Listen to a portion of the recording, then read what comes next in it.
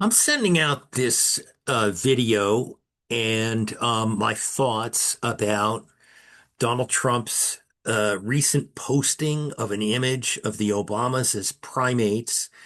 And I'm specifically targeting corporate leaders and industry and trade associations, including both manufacturing, non-manufacturing, and various ethnic related business associations as well as small businesses.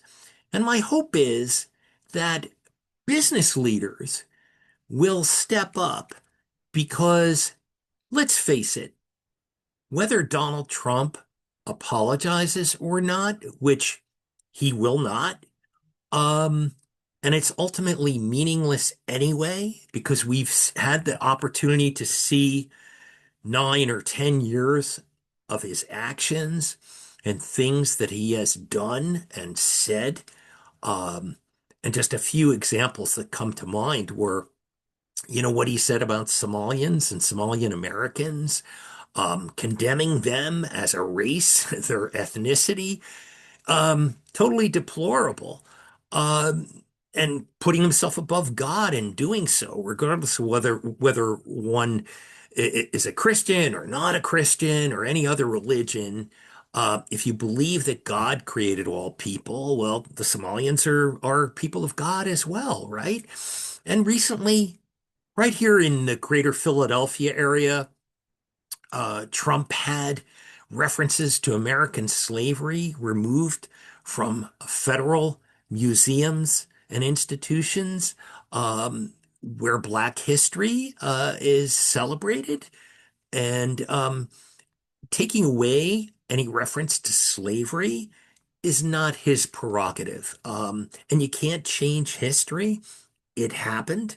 And contrary to whatever Nikki Haley said, during the campaign, there were periods where America was fundamentally a racist country, whether we look at the Jim Crow years or what preceded it, slavery.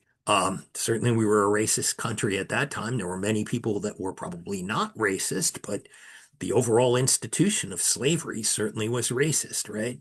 Um, but my main point here is that our system is broken. Let's face it.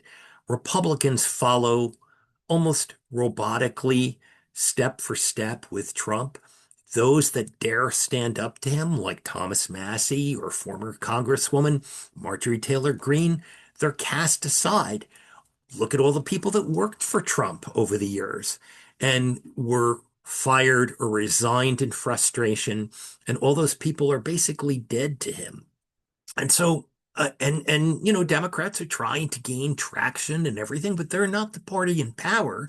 And right now, both parties are at loggerheads over the Epstein files. And when you think about it, um, our government not being able to fully function effectively because of files and redactions relating to a childhood sex ring, uh, to the tune of billions and billions of dollars. That's pretty pathetic, isn't it? Um, but I feel that there are still things that we can do, right? We don't have to rely on just government to lead. Business leaders and individual citizens can lead and make up for some of the voids that we have right now in leadership within our government. And so, what business leaders can do to help change things is not call on Donald Trump to apologize or inject themselves into the whole fiasco of the Obama image that was posted on under Trump's account. And let's face it, right? As a CEO, if someone on your staff does something wrong, you personally have to take responsibility. And the same applies to Trump. He can't get away with saying, "Oh, it was a member of his staff." He runs the ship, right? And like he said many, many times in The Apprentice, the project leader is responsible for the failings of the individual people that that project leader oversees. Well, what is the president but the ultimate project leader? So the long and the short of it is, I think what business leaders need to do, both large companies, mid-sized companies and also small businesses throughout the country is make a real commitment to DEI and broadcast and publicize some of your achievements as an organization in promoting diversity and touting it as a strength and all of the benefits that it's brought to your company organizationally. And think about it. What Donald Trump has done at the federal level with trying to censor elements of Black history, if you did that in the companies that you run, and some of your companies, I've worked for some of them, Fortune 500 and Fortune 1000 companies that have programs that recognize Black history and recognize Latin American history and recognize other ethnic segments of the population and their history and applaud the achievements of those populations. Um, what would happen to you as a CEO or as a business leader of your company if you were to penalize and punish blacks that are part of your organization in terms of talking about notable aspects of Black history and in effect censoring those employees? You wouldn't do that. You'd be nuts to do that. You'd be gone. Your board would fire you just like that.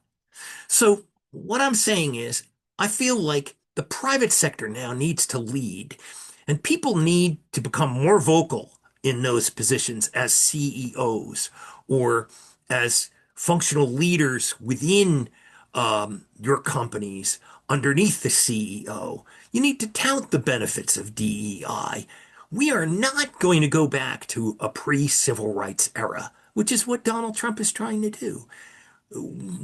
We've all seen the benefits that diversity has brought to us. Everybody but the Trump administration, which has figured out ways to fire prominent women and prominent minorities, particularly blacks, like the former chairman of the Joint Chiefs of Staff who was fired, like members of the National Transportation Safety Board, um, all different leaders within government.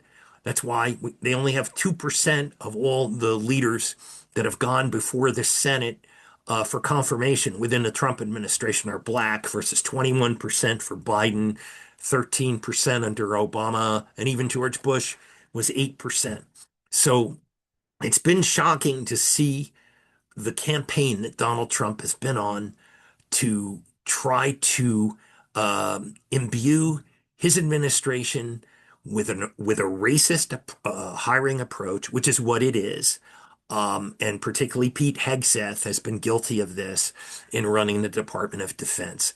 So I would just urge businesses to start doing the right thing, speaking out more, and we need less Jeff Bezos examples where he's cut the Washington Post down and shredded their staff. We need some leaders. We need somebody who's going to stand up to this government and do the right thing.